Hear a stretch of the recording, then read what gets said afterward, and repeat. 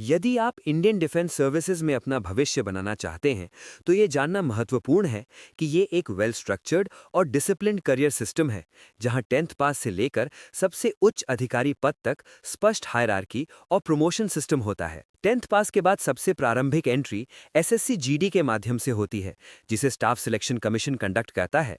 इस परीक्षा के थ्रू आप कांस्टेबल जीडी के रूप में border security force, central reserve police force, central industrial security force, Indo Tibetan border police, सशस्त्र सीमा बल या अन्य सीएपीएफ बलों में सेवा प्रारंभ कर सकते हैं। सिलेक्शन प्रोसेस में computer based test, physical standard test PST, physical efficiency test PET, medical examination और डॉक्यूमेंट वेरिफिकेशन शामिल होते हैं। इन बलों में प्रमोशन का क्रम होता है कांस्टेबल से हेड कांस्टेबल, फिर assistant sub inspector ASI, sub inspector SI, inspector, deputy commandant, second in command और आगे कमांडेंट तक।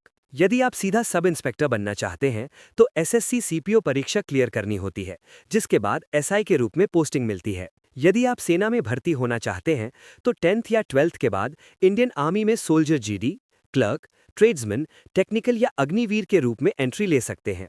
भर्ती प्रक्रिया में ऑनलाइन रजिस्ट्रेशन, रैली भर्ती, physical test, 1.6 kilometre run, pushups आदि, मेडिकल टेस्ट और रिटन एग्जाम शामिल होते हैं।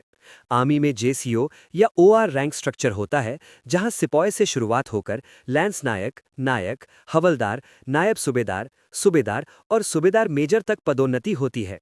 इसी तरह नेवी और एयरफोर्स में भी सेलर और एमएन लेवल से करियर शुरू होता है।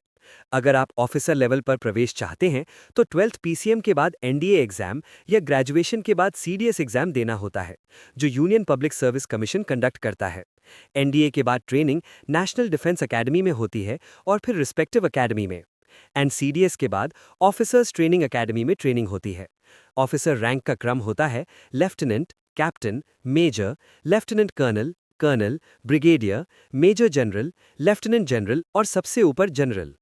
इसी तरह नेवी में सब लेफ्टिनेंट से एडमिरल तक और एयरफोर्स में फ्लाइंग ऑफिसर से एयर चीफ मार्शल तक रैंक स्ट्रक्चर होता है। सीएपीएफ में असिस्टेंट कमांडेंट बनने के लिए भी यूपीएससी सीएपीएफ एग्जाम होता है, जिससे डायरेक्ट गेजेटेड ऑफिसर एंट्री मिलती है। विशेष बलों में सेवा देने के लिए पहले अपनी पेरेंट फोर्स ज्वाइन करनी होती है, जैसे नेवी में मार्कोस, एयरफोर्स में गरुड़ कमांडो फोर्स, सीआरपीएफ में कोबरा और राष्ट्रीय स्तर की counter terror force national security guard. इनमें सिलेक्शन के लिए extreme physical endurance, psychological fitness, firing skill, जंगल वॉरफेयर ट्रेनिंग और मेडिकल स्टैंडर्ड्स बहुत कठोर होते हैं। मेडिकल फील्ड में 12th पीसीबी के बाद मेडिकल असिस्टेंट, नर्सिंग असिस्टेंट या फार्मासिस्ट के रूप में एंट्री ली जा सकती है।